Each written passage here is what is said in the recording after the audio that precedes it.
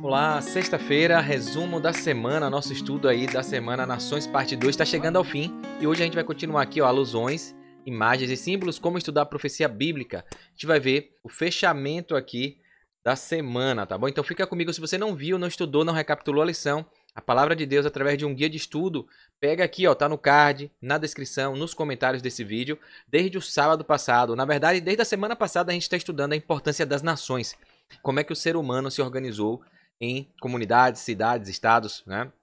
Nações que se afastaram de Deus e o que é que a profecia diz sobre tudo isso, de terra, de mar, Daniel 2, 7 e Apocalipse. Então fica comigo até o final aqui, vai ser rapidinho, a gente vai recapitular e vai ajudar você a entender melhor a palavra de Deus, as profecias aqui com os conceitos chaves que estão na própria Bíblia, tá bom? Então vai ser logo após a vinheta, fica até o final porque vale a pena, vale a nossa salvação.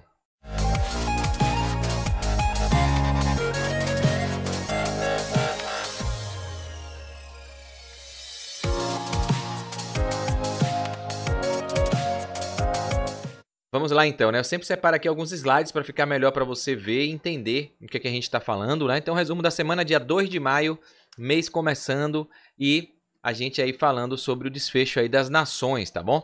Antes de falar da sexta, desse fechamento aqui, a gente vai recapitular tudo que a gente viu aqui com algumas frases bem interessantes, resumidas, que eu pego do perfil aí Tá na Lição, tá bom? Então, no sábado, a gente viu que quando nós escolhemos viver no controle, longe da vontade de Deus, colhemos dor, onde poderíamos ter plenitude. Mas a graça de Deus ainda nos chama de volta para recomeçar com Ele no centro de tudo, né? E aí no domingo a gente tem uma pergunta aqui legal que faz a gente refletir sobre o estudo do domingo. Quantas vezes buscamos respostas fora da vontade de Deus, achando que saber mais é sempre melhor e acabamos nos afastando dele? No Éden e hoje, o verdadeiro saber começa quando a gente confia em Deus e segue as orientações dele, né? Que na segunda-feira a gente viu que avançamos em tecnologia, mas perdemos o rumo de muitas coisas, né? Então a sociedade evoluiu, mas se afastou de Deus. Vivemos entre o ferro e barro, né? Que é os pés da estátua ali do sonho que a gente viu de Daniel, do rei, frágeis e divididos. Só em Deus encontramos firmeza, porque seu reino é o único que jamais será abalado, né? Na terça, a gente viu que quando você rejeita o governo de Deus na sua vida, outros assumem o controle. Outras pessoas, outras coisas, é o dinheiro, é o trabalho. E essas coisas, essas pessoas, eles sempre prometem paz, mas te entregam opressão, tá bom? Então, qual tem sido o seu Deus, né? A quem você tem dado o governo da sua vida, né? Ou ao quê, tá bom?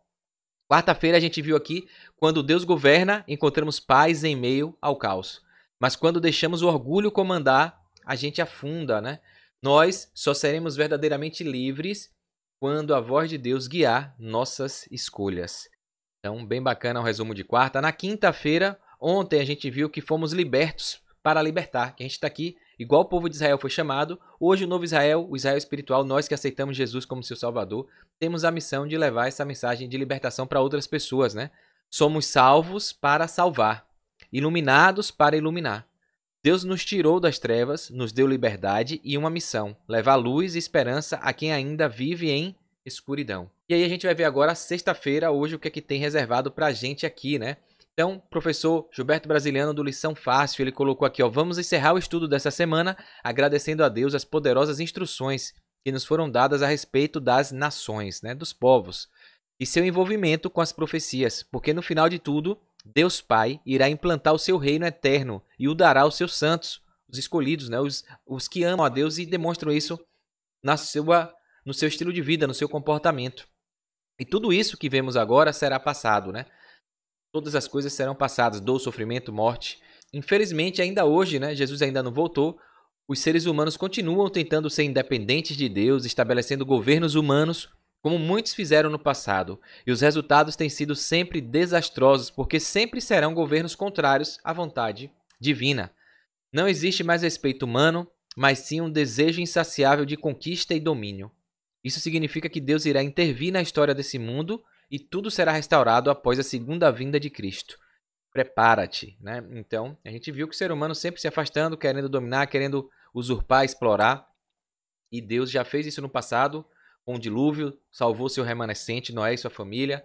né? E vai vir novamente para dar um fim no mal, né? No Satanás e nos que estão escolhendo seguir o lado errado, né? O afastamento de Deus, tá bom? Então aqui na sexta, o resumo que a gente tem, ó, no fim de tudo, só o amor de Cristo permanece. As cicatrizes dele contam o que o pecado causou e o que a graça fez.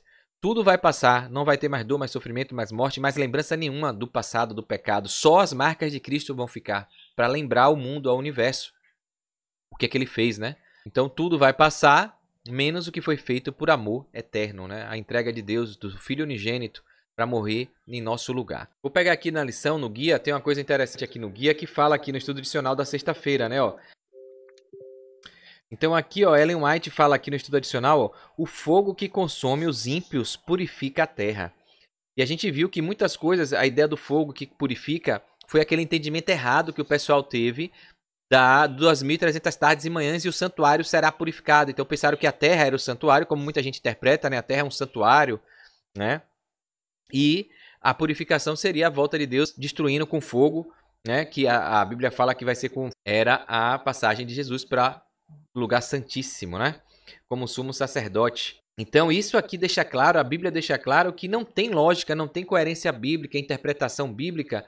Uma coisa que alguns andam distorcendo aí e vendendo uma narrativa, né? Uma falsa doutrina de que os ímpios vão viver eternamente no fogo, em um fogo eterno que não para, né? Então interpretam a Bíblia errada, distorcem. Aqui deixa claro a Bíblia e o Espírito de Profecia falando, ó, não existirá nenhum inferno ardendo eternamente, para fazer os resgatados, os salvos, ficarem se lembrando das terríveis consequências do pecado. Então imagina se Deus fala que não vai ter, tudo vai ser passado, não vai ter mais dor, mais sofrimento, mais lágrima, mais pranto, nem dor.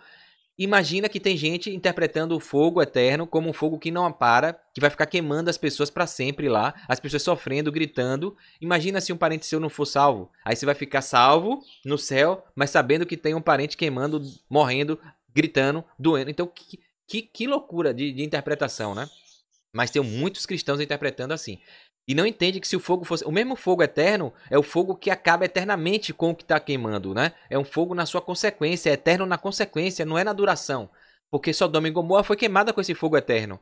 Ou seja, elas foram destruídas para sempre. Não está queimando até hoje, não tem fumaça saindo lá até hoje, no lugar que era Sodoma e Gomorra. Mas as pessoas interpretam errado. Então, aqui a lembrança do resumo que a gente viu aí na sexta fala isso. Apenas uma lembrança vai permanecer depois da segunda vinda de Jesus. Nosso Redentor vai conservar para sempre as marcas de sua morte na cruz, a crucifixão.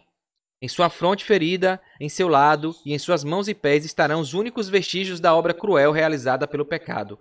Até isso Jesus assumiu tudo por nós. Toda a lembrança do dor e sofrimento de tudo, só Jesus vai ficar para mostrar ao universo o sacrifício que Deus fez por nós. A gente não vai lembrar mais de nada, né? Não vai ter mais ninguém, um ímpio vivendo eternamente no fogo, se queimando, né? Então, é umas contradições assim que realmente mostra que a pessoa não estuda a Bíblia com profundidade, né? Como eu disse aqui num vídeo anterior, se você interpreta um texto, existe outros textos desfazendo, sendo contrário àquilo, a interpretação está errada. Isso é lógica, é óbvio. Então, tem que interpretar de um jeito que os outros textos estejam alinhados e ratificando, concordando, complementando. Não dá para eu interpretar uma coisa e outro texto está dizendo o contrário. Então, a interpretação está errada. No fim, as realizações e glórias terrenas serão transformadas em pó e cinzas. E por último, desaparecerão. Isso inclui as coisas que você realizou ou esteja realizando. Então, o que adianta a gente, como a Bíblia fala, ganhar o mundo todo, construir coisas aqui, mansões, carros, trabalho, viver a vida toda aqui produzindo coisas, projetos, empreendendo e não cuidar da parte espiritual. Não é que isso não é importante, deve prosperar, buscar, né, viver uma vida de abundância aqui financeira, social, familiar, enfim.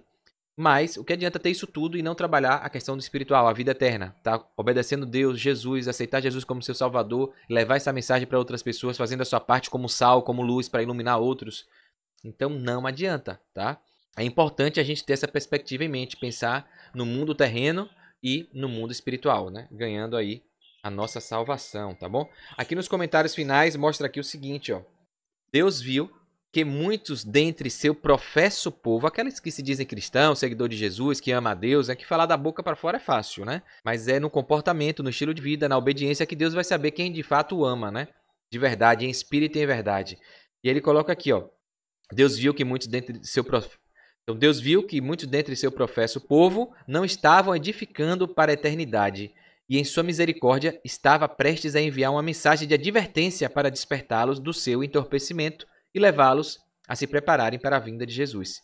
E a gente viu a mensagem, né, angélica dos 3 anjos ali, que a gente viu do desapontamento, a igreja remanescente que surgiu lá, né, aquele livrinho de Daniel falando da mensagem que seria gostosa como mel na boca, doce, mas amarga no estômago. Então, Deus viu que o povo estava se distanciando, mandou a mensagem para restaurar, para resgatar a verdade, né, ainda que eles entenderam errado, se frustraram, mas depois entenderam qual era a essência, né?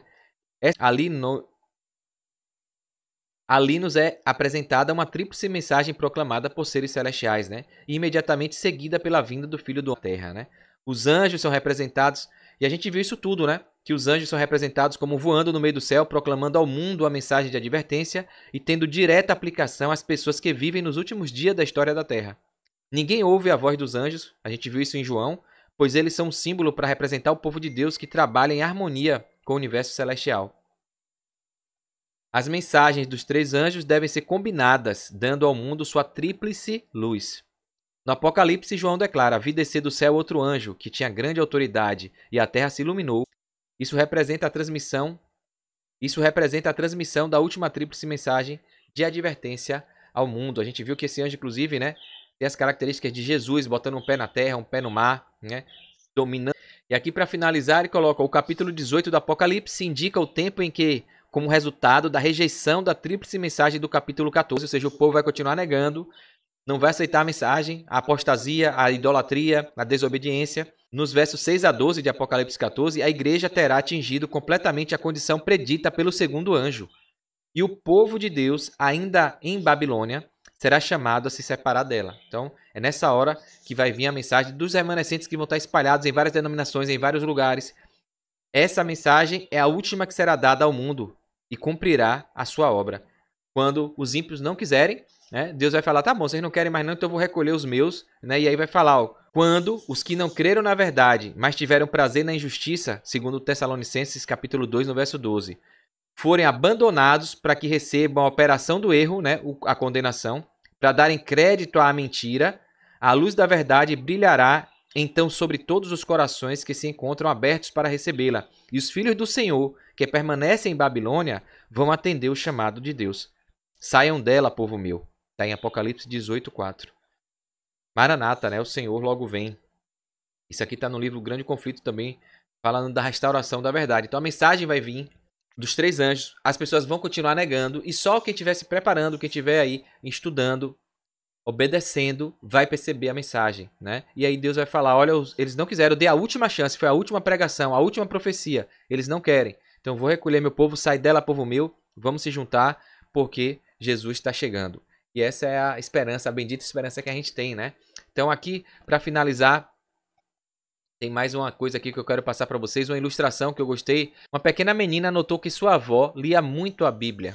Quando uma visitante perguntou por que ela lia tanto a Bíblia, a menina respondeu rapidamente: eu acho que ela está se preparando para as provas finais, né? A menina não estava completamente equivocada, né? Não se tratava de um estudo escolar, né, que ele estava ali estudando para fazer uma prova final, um exame, né, de fim de ano, mas na realidade a sua avó estava colocando sua vida espiritual em dia, diante do Senhor, preparando-se para o dia em que encontraria a Deus face a face. Um dia Jesus virá buscar sua igreja e implantar o reino eterno, e por isso precisamos estar preparados para esse encontro que determinará onde passaremos a eternidade. Tá bom? Aqui o professor comenta também algumas coisas interessantes para a gente finalizar. Antes que tudo isso aconteça, precisamos estar alertas, olhando para as profecias do tempo do fim, principalmente as que estão no livro de Daniel e do Apocalipse. Daniel 2 e Daniel 7 nos mostram a história do mundo, a gente viu isso durante a semana, né? Que piora a cada fase, sendo necessária a intervenção divina, como disse o profeta Daniel. Mas, nos dias desses reis, o Deus do céu suscitará um reino que não será mais destruído. Esse reino não passará a outro povo, esmiuçará e consumirá todos esses reinos humanos, mas ele mesmo subsistirá para sempre. Aguardemos, portanto, esse cumprimento profético de grande valor para todos nós, né? O segundo ponto importante no cenário profético das nações, quando a gente fala de nação, né, será o fato de que as nações movidas pelo diabo irão perseguir o povo de Deus. A gente vai ver que a maioria das pessoas vão se juntar para perseguir os santos, os escolhidos, os obedientes, os remanescentes, que são quem? Quem guarda o mandamento de Deus e tem o testemunho de Jesus que prega, que aceita a profecia, né? Então, como no passado tinha acontecido, vai acontecer também através agora da força do dragão, do diabo, e das forças políticas e religiosas representadas pela besta da terra, que é os Estados Unidos, que a gente viu, né? E a besta que viria do mar, que é o sistema papal. Foi o Papa lá, né? Que tinha sido ferido, e agora a besta da terra vai lá e cura as feridas dele, traz e dá poder, dá autoridade de novo a esse sistema, né? Deus, porém, está conduzindo a história humana para a sua conclusão, onde ele dará fim aos impérios humanos e Jesus será entronizado. Que eu e você possamos aceitar essa verdade, nos prepararmos e levar essa mensagem para salvar outras pessoas, tá bom? Então, se você gostou, curte. O que é que você achou dessa semana aí, desse estudo das nações? Ficou mais claro para você? Comenta aqui, aí se inscreve no canal. Clica no sininho para você ficar recebendo os avisos sempre que eu estudar aqui a palavra de Deus e também trouxer outras coisas que eu falo de negócio, empreendimentos, oportunidades, curiosidades. Enfim, vale a pena seguir o canal aqui. Eu tenho certeza que vai ajudar você em alguma área da sua vida, tá bom? Então não custa nada, é rapidinho, clica no botão aí. Você vai ajudar esse conteúdo chegar em mais pessoas e também vai ficar aí recebendo de primeira mão tudo fresquinho, saindo do forno, assim que eu postar um vídeo novo aqui. E te dê um ótimo sábado. Daqui a pouquinho é sábado. Hoje, pôr do sol da sexta, a gente já considera o sábado. E o dia, melhor dia do mundo, o dia da alegria, o dia de estar mais conjuntinho de Deus, nosso Criador. Ele separou esse dia para mim e para você, né? Ele santificou, abençoou. Santo é separado. Para ele disse que criou o sábado por causa do ser humano, né? E não o ser humano por causa do sábado. Então ele criou o sábado porque o homem tinha sido criado e ele queria ter um relacionamento íntimo, um dia para ele, para adorá-lo, né? 6 dias trabalharás, farás toda a tua obra, mas o 7º dia é o dia do Senhor. Então aproveite para estar com o seu Criador, tá bom? Forte abraço, sucesso e com Deus.